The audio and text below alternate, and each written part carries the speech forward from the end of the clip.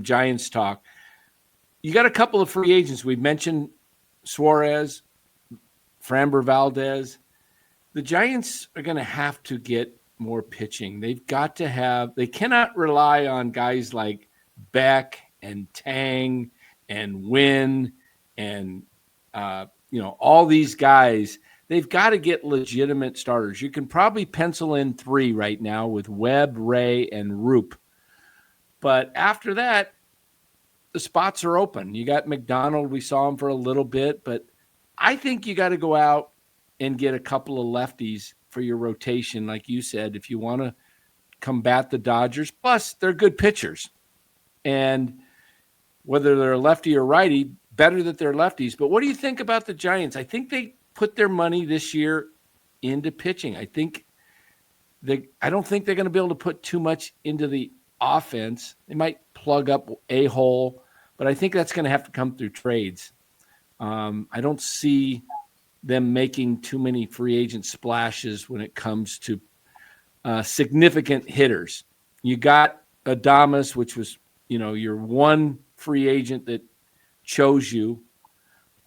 Devers was not going to come to the Giants as a free agent. That's why they made the splash for him, because basically it was like a free agent signing, right? You got him for a big 8-year deal, and so that's your kind of big moment.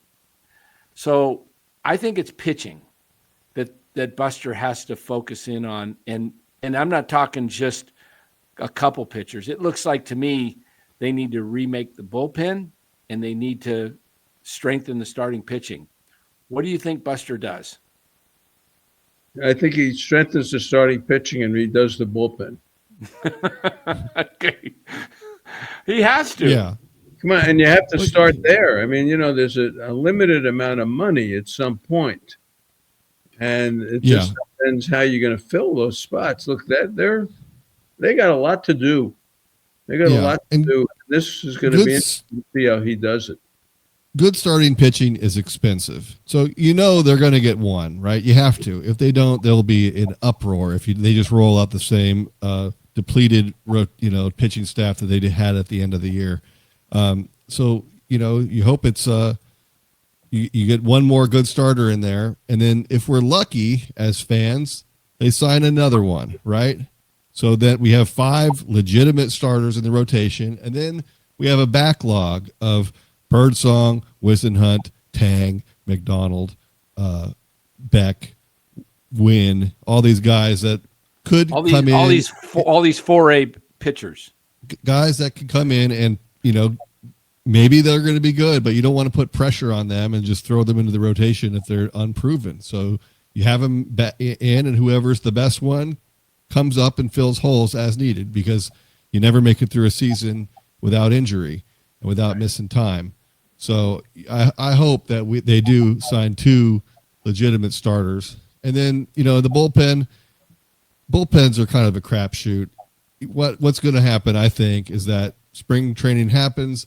They invite every Tom, Dick, and Harry that they have and have them all pitch in the spring, and then they're going to just, make a bullpen out of whoever they get. Now, they might sign Tyler Rogers back. They might, bring in some, mid-level type relievers to kind of fill out to fill it out a little bit. But I don't know how much help we're going to get on the bullpen side, just because it's hard to pay a lot of money there when it's such an unknown. Guys come and go all the time.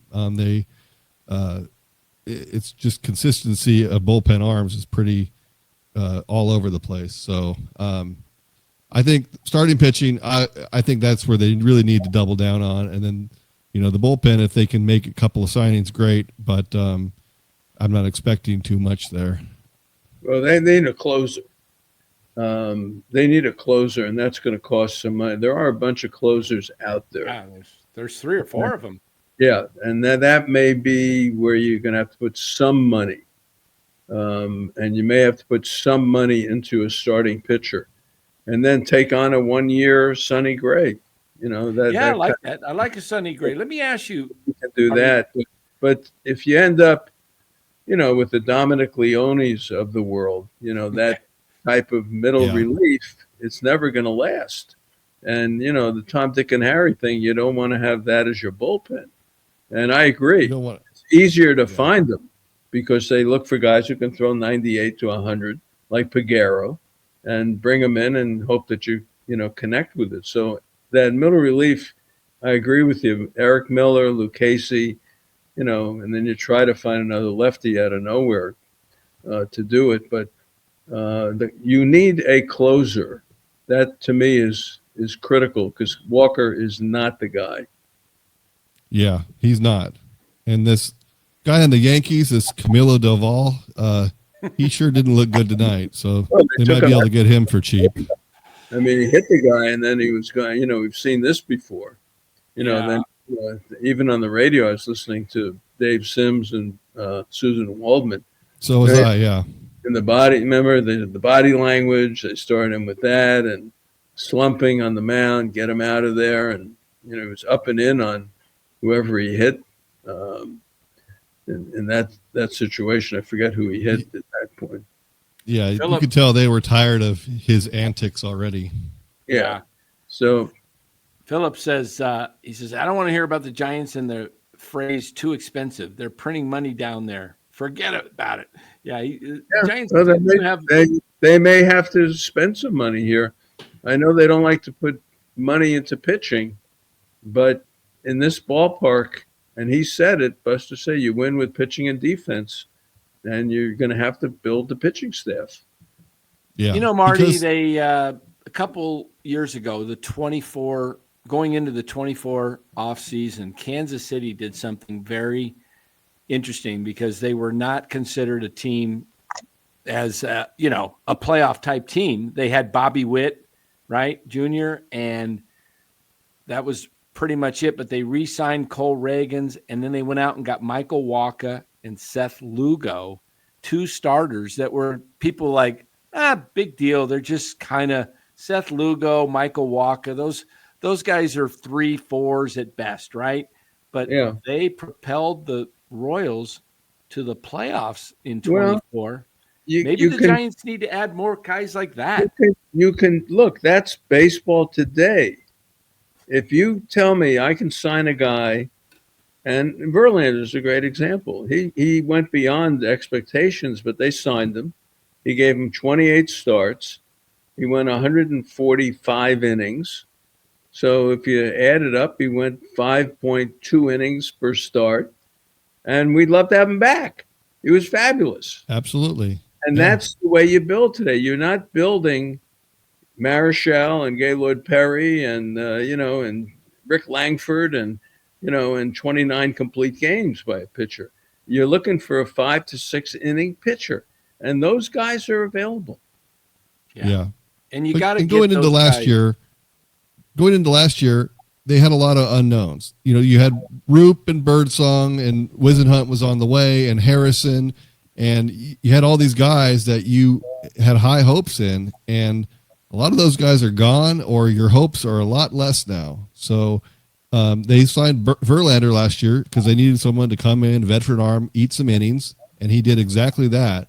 But this year, they're going to need somebody to eat some innings also. They're going to need some, not just eat innings. They need some guys to come in and pitch innings and pitch well. So it's not the same as last year where they need a placeholder to come in and fill innings and trying to rely on these young guys, because the young guys, most of them didn't back out. And it's a lot more questions in the air now than it was last year. So I think, the starting pitching is their biggest need.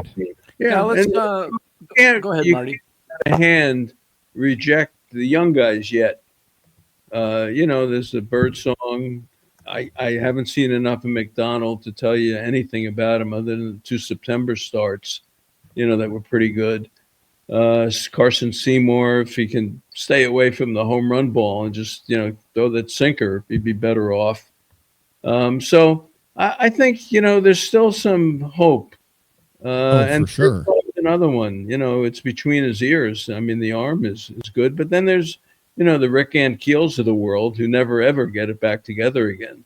Right. You know, And you kind of hope that he gets it back, but you don't want to have to rely on that. And you don't want to happen what happened this year, where towards the end of the season, we had just 2 starting pitchers and then a bunch of question marks and whoever. So you want that depth, and having all that depth down there to come in is necessary. Let me ask you guys this. the fifth starter. You see, if you gave me 4 starters and the 5th starter was a conglomeration of everything we've talked about, I can live with that. Me too. 4. So give me. Who do you like on this list here that are free agents next year? Well, these are the starters. We'll just start at the top. There's Cease is going to cost you a little bit because he's only 30. You got Valdez and Suarez, Flaherty. Peralta's got a club. I want a lefty. So okay, so I think Suarez fits the bill there as the top guy. You could probably Shota Imanaga, club and player option. That's got to be a mutual type deal, it sounds like. I'm not high on Patrick Corbin. He seems to have been, although he bounced back a little bit this year, he's been washed for a few years. Goodbye.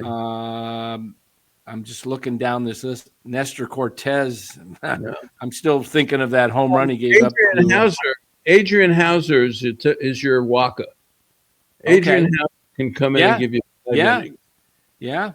Andrew Haney could give you 4 or 5 innings, as a backup lefty, another lefty. Here's the bullpen guy.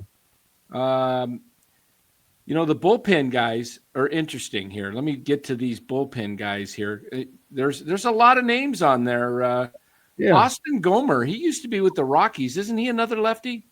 He's a lefty, came from the Cardinals in the Arenado trade. That's right. Yeah. He never made it in Colorado. Yeah. Boy, did Jordan Montgomery fall apart the last 2 years.